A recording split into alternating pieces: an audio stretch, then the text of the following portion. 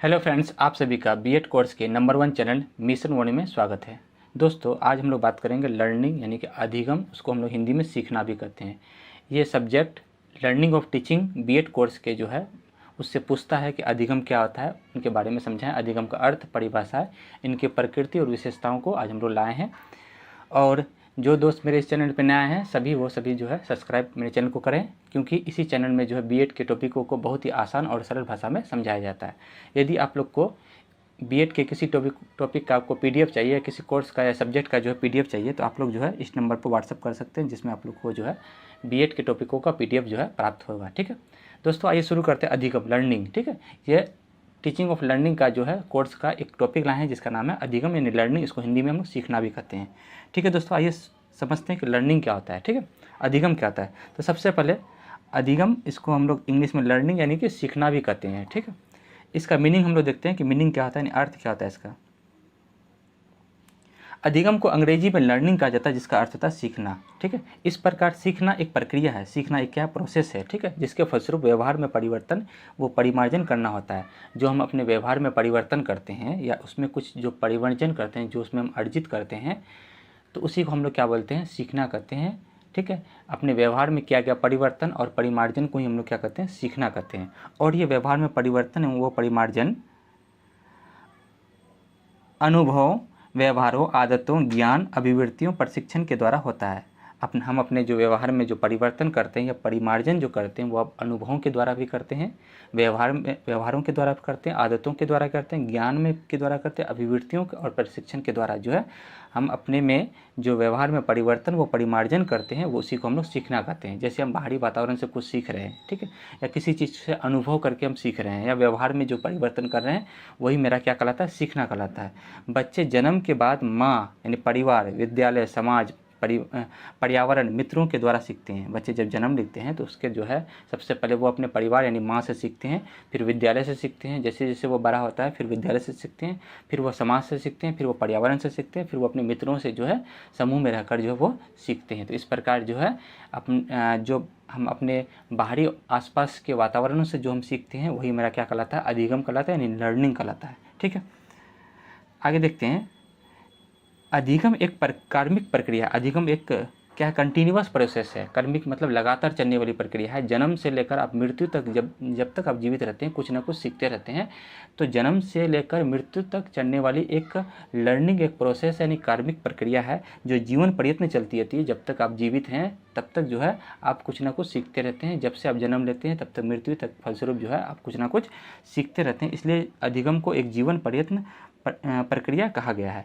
सीखना अस्थायी एवं अस्थायी दोनों रूप से होता है। सीखने की प्रक्रिया जो होती है वो अस्थायी और अस्थायी। अस्थायी का मतलब वैसी प्रक्रिया जो मस्तिष्क में एक बार बैठ जाता है तो हम फिर हम उसको कभी भूलते नहीं है, तो वो अस्थायी सीखना होते हैं। और अस्थायी सीखना वैसे होते हैं जो हम दिन भर में बहुत सारे एक्टिविटी करते हैं, जो हम कभी भूल जाते हैं उन सभी चीज़ों को, तो वो मेरा जो अस्थायी सीखना कहलाता है। तो सीखने की प्रक्रिया एक अस्थायी भी होता है और एक अस्थायी भी होता है।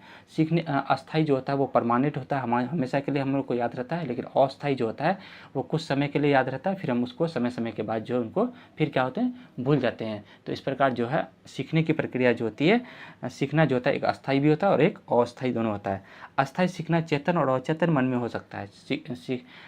अस्थायी जो होता है वो चेतन मन मस्तिष्क में हो सकता है। ठीक है, जहाँ चेतन में संवेदी अंग जैसे आँख, नाक, कान, जीभ, त्वचा, वहीं अचेतन आयु के बढ़ने के साथ साथ सीखता है। कुछ हम चीज़ों को अपने अनुभवों की मदद से, जैसे आँख की चीज़, कोई चीज़ को देख लेते हैं तो वहाँ से सीखते हैं। नाक की मदद से किसी चीज़ को सूंघ के सीखते हैं। कान की मदद से सुन के सीखते हैं। जीभ मतलब त्वचा की मदद से, और जीभ चख के या त्वचा की मदद से अनुभव करके हम लोग उसको सीखते हैं। तो इसका मतलब चेतन में आ जाएगा ये सभी संवेदी अंग आ जाएंगे, और अचेतन में आ जाता है आपका आयु के बढ़ने के साथ साथ जो है, जो हम अपने उम्र के अनुभव के साथ साथ जो अनुभव प्राप्त करते हैं उन्हें सीखना कहते हैं। तो अस्थायी सीखना जो होता है वो चेतन और अचेतन के द्वारा सीखा जाता है। बच्चे अभ्यास एवं अनुभवों के फलस्वरूप सीखते हैं। जो भी बच्चे होते हैं वो अभ्यास करते हैं और अनुभवों के द्वारा जो है सीखते हैं, जिसका उद्देश्य बालक के समायोजन से होता है कि बालक उसके अनुसार जो है एडजस्टमेंट कर ले, अभ्यास के अनुसार या अनुभव के अनुसार उसमें क्या करना चाहिए, एडजस्टमेंट कर लेगा, तो वही जो है बालक का क्या कहलाता है, सीखना कहलाता है। ठीक है, अब हम लोग आगे देखते हैं। इसको आप ऐसे याद रखेंगे कि अधिगम का मतलब होता है सीखना। अधिगम का मतलब क्या होता है, सीखना। और सीखना का मतलब हुआ व्यवहार में परिवर्तन और परिमार्जन करना ही क्या कहलाता है, सीखना कहलाता है। ठीक है, अब व्यवहार में परिवर्तन वो परिमार्जन करना जो है दो रूप से होता है, एक होता है अस्थाई, एक होता है अस्थाई। ठीक है, तो अस्थाई में आ जाएगा चेतन और दूसरा हो जाएगा अचेतन। तो चेतन में आ जाएगा ज्ञानेंद्रियों के द्वारा। ज्ञानेंद्रियों में कौन कौन आते हैं, आँख, नाक, कान, जीभ, त्वचा, ये सभी के द्वारा जो है हम अस्थाई रूप से चेतन के द्वारा सीखते हैं। और अचेतन में आ जाएगा अभ्यास के द्वारा, यानी पेशीय अंगों के द्वारा हमने उम्र के बढ़ने के साथ साथ मांसपेशियों के कार्य करने के फलस्वरूप जो सीखते हैं वो मेरा अचेतन में आ जाएगा। ठीक है, और अस्थाई सीखना में जो हो जाएगा वो हो जाएगा परिवार, विद्यालय, समाज, पर्यावरण, मित्रगणों के द्वारा जो हम सीखते हैं वो अस्थाई रूप से सीखते हैं। ठीक है, फिर वो समय समय पर हम जो है भूल जाते हैं फिर। तो इस प्रकार जो है सीखना, अधिगम का मतलब सीखना होता है, सीखने का मतलब व्यवहार में परिवर्तन, वो परिमार्जन करना ही सीखना कहलाता है। तो इस तरह से दो प्रकार के सीखना हुआ, एक अस्थाई और अस्थाई। अस्थाई में चेतन और अचेतन। ठीक है, तो ये कॉन्सेप्ट आप लोग याद रखेंगे। ठीक है, फिर आगे है कॉन्सेप्ट ऑफ लर्निंग। लर्निंग में क्या कॉन्सेप्ट है इसमें हम समझते हैं और इसको अच्छे से। अधिगम किसी स्थिति के प्रति सक्रिय प्रतिक्रिया है।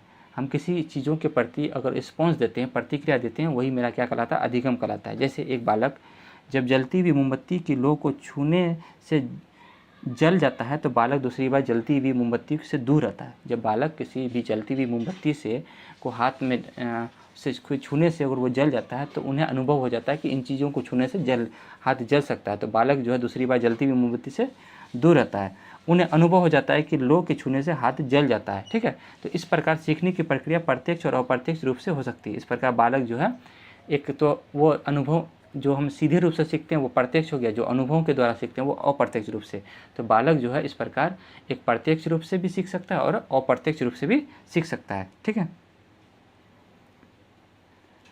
अनुभव से प्राप्त ज्ञान को मस्तिष्क में बढ़ाया जाता है। अधिगम पूर्व अनुभव द्वारा व्यवहार में परिवर्तन को कहा जाता है। अतः अधिगम ही शिक्षा है जो जीवन सदा चलती रहती है। अधिगम एक प्रकार की शिक्षा है जो जीवन प्रयत्न जो है क्या करती रहती है, चलती रहती है। तो वो अनुभवों के द्वारा भी सीखता है और व्यवहार में परिवर्तन करके भी सीखता है। ठीक है, अब हम लोग बात करेंगे इसकी परिभाषाएं कि अधिगम की परिभाषाएं जो है कुछ मनोवैज्ञानिकों ने दी है। पहला जो है गेट्स के अनुसार, अनुभव और प्रशिक्षण द्वारा व्यवहार में परिवर्तन लाना ही अधिगम कहलाता है। अनुभव और प्रशिक्षण के द्वारा जो हम एक्सपीरियंस और ट्रेनिंग के द्वारा जो हम अपने व्यवहार में परिवर्तन लाते हैं वही मेरा क्या कहलाता है, अधिगम कहलाता है। ये बात कहती है गेट्स के अनुसार।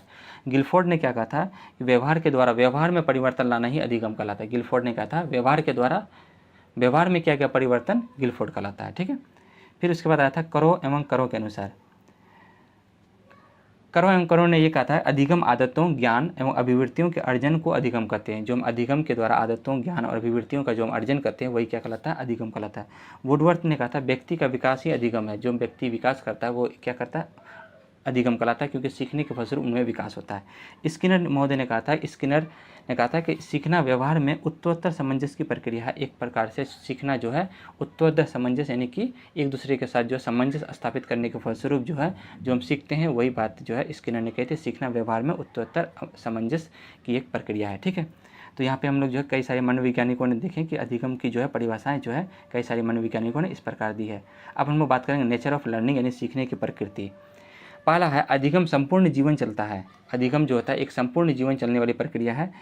यह आजीवन चलती है। व्यक्ति अपने जन्म से के समय से मृत्यु तक कुछ ना कुछ सीखते रहते हैं। ठीक है, फिर दूसरा है अधिगम सकारात्मक और नकारात्मक दोनों हो सकता है। अधिगम जो हम दोनों रूप से सीख सकते हैं, एक पॉजिटिविटी के रूप में भी सीख सकते हैं और नेगेटिविटी की चीज़ों को भी सीख सकते हैं। तो सीखने की प्रक्रिया सकारात्मक भी हो सकती है और नकारात्मक दोनों हो सकती है।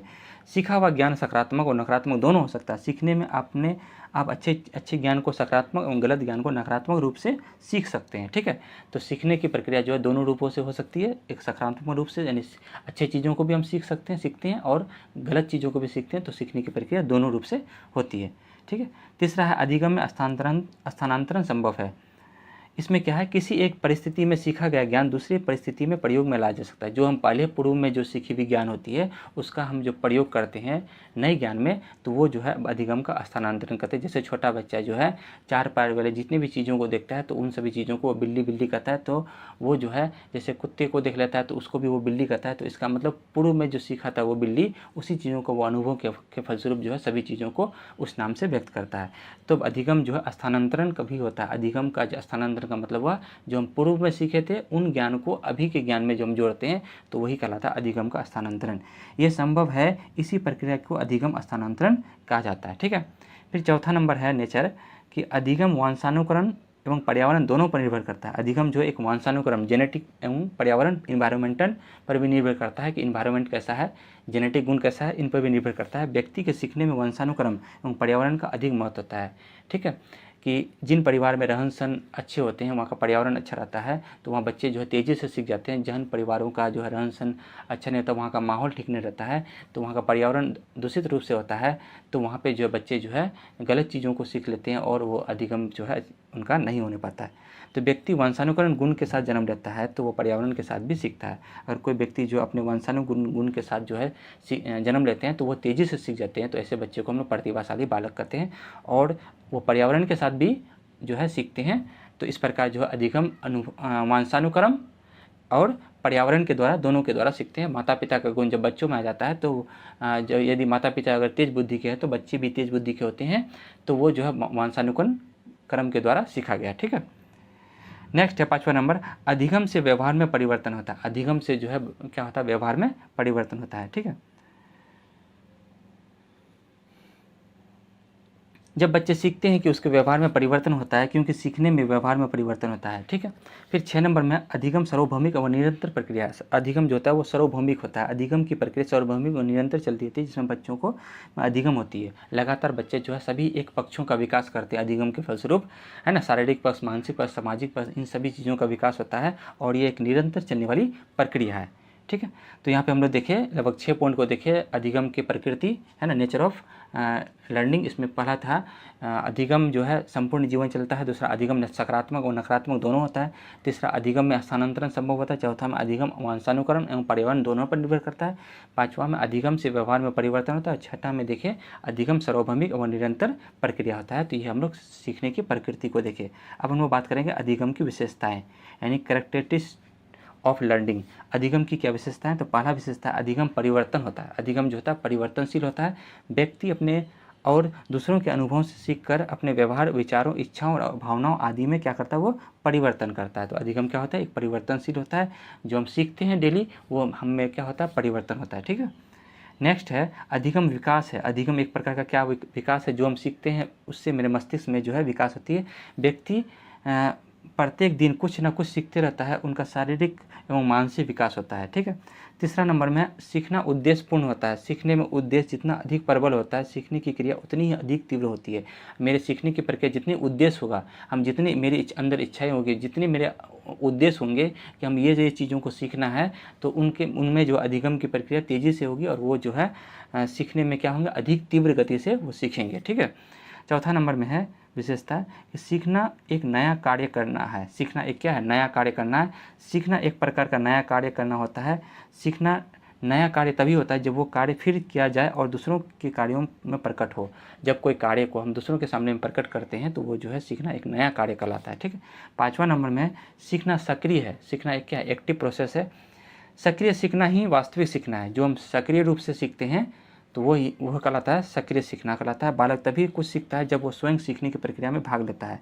जब हम किसी भी चीज़ों को अपने रूप से, पूर्ण रूप से जो उसमें भाग लेते हैं, है ना, शारीरिक रूप से पूरी तरह से, मानसिक रूप से पूरी तरह से उसको हम सीखते हैं, तो वो प्रक्रिया जो है एक एक्टिव प्रक्रिया कहलाती है, सीखने की प्रक्रिया कहती है। उसमें बच्चे तेज़ी से सीखते हैं। तो सीखना एक क्या है, एक्टिव प्रोसेस है, यानी सक्रिय प्रक्रिया है। ठीक है। नेक्स्ट 6 नंबर में है सीखना खोज है। सीखना एक प्रकार का क्या है, खोज है। वास्तविक सीखना किसी बात की खोज करना है। इस प्रकार के सीखने में व्यक्ति विभिन्न प्रकार के प्रयास करके स्वयं एक परिणाम पर पहुंचता है। स्वयं एक परिणाम पर पहुंचता है कि बच्चे जो है विभिन्न प्रकार के प्रयास करते हैं, कई सारे अभ्यास करते हैं, नई नई चीज़ों को अन्वेषण करते हैं और स्वयं के जो है उस परिणाम की ओर पहुँचते हैं। तो वो सीखना जो एक प्रकार का क्या कहलाता है, खोज कहलाता है। ठीक है। नेक्स्ट 7वां नंबर में सीखना वातावरण की एक उपज है। सीखना क्या है, वातावरण की एक उपज है, जिसके फलस्वरूप जो है कुछ ना कुछ नई चीज़ों को हम सीखते रहते हैं। बालक जिस वातावरण में रहता है वैसे ही बातों को सीखता है। इस विद्यालय इतना उपयुक्त प्रभावशाली वातावरण बनाता है कि बालक अधिक से अधिक अच्छी बातों को सीख सकता है। हम जिस तरह का माहौल बनाएंगे, बच्चे जो उसी तरह की चीज़ों को सीखेंगे और उन्हीं के तरीकों के जो है वो क्या करेंगे, उपज करेंगे। उपज का मतलब हुआ यहाँ पे नए नए चीज़ों का वो अन्वेषण करना, नई नई चीज़ों को सीखना। ठीक है। और 8वां नंबर है, लास्ट है कि सीखना अनुकूलन होता है। सीखना क्या होता है? अनुकूलन होता है। सीखना वातावरण से अनुकूलन करने के लिए आवश्यक होता है। सीख कर ही व्यक्ति नई ज्ञान, नई परिस्थितियों से अपना अनुकूल बना लेता है। तो सीखना जो है क्या था? अनुकूलन था, एक जो है एडेप्टेशन था। तो यहाँ पे हम लोग देखें सीखने के जो है कई सारी चीज़ों को देखें। सीखना क्या होता है? सीखना एक व्यवहार में किया गया परिवर्तन एवं परिमार्जन ही क्या कहलाता है? सीखना कहलाता है। ठीक है दोस्तों, इसी तरह मेरे चैनल पर बने हैं। आज हम लोग सीखना यानी अधिगम यानी लर्निंग को हम लोग सीखें। फिर हम लोग नेक्स्ट टॉपिक यानी अधिगम के प्रकार को लाएंगे, काइंड्स ऑफ लर्निंग को लाएंगे। फिर हम लोग नए टॉपिक के साथ नए वीडियो में मिलते हैं। तब तक के लिए धन्यवाद।